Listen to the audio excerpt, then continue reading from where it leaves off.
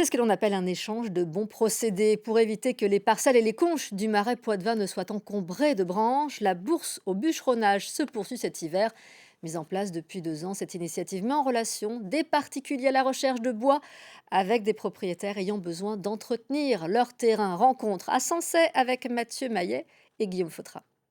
Ouais, je vais faire tomber ces trois-là. Ces trois-là. Ouais, ok. C'est le moment de la taille d'hiver pour ces frênes têtards. Dominique et Michel font leur stock de bois sous les yeux d'Annie, propriétaire du lieu. Ces arbres prenaient trop de place sur la chaussée qui longe son terrain. Il fallait les couper. Mon mari a des problèmes de santé. Autrement, lui, il aurait adoré faire du bois. Il en a déjà fait, mais maintenant, c'est plus possible, quoi. Puis bon, l'âge étant là aussi, faire appel à un professionnel, c'était pas envisageable, du fait du coût que ça m'aurait coûté.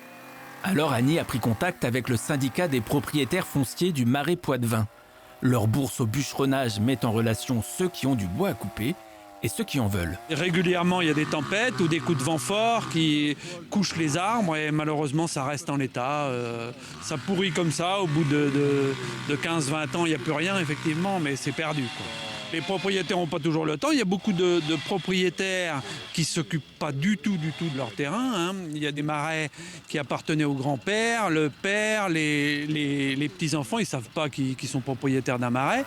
Ces deux retraités ont répondu présents. Ils ont un terrain plus loin dans le marais, mais plus de bois à couper.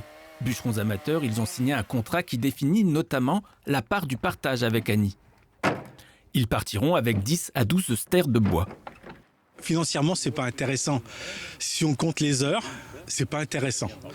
Mais c'est pas ce qui nous préoccupe. En fin de compte, ce qui nous préoccupe, c'est de pouvoir se chauffer avec du bois qu'on n'achète pas. Ça nous occupe. Pendant qu'on fait ça, on fait pas de bêtises. Cet hiver, 15 contrats ont été signés dans le marais poitevin. Tous les bûcherons amateurs sont acceptés. Le syndicat offre même une formation pour apprendre à utiliser une tronçonneuse en toute sécurité.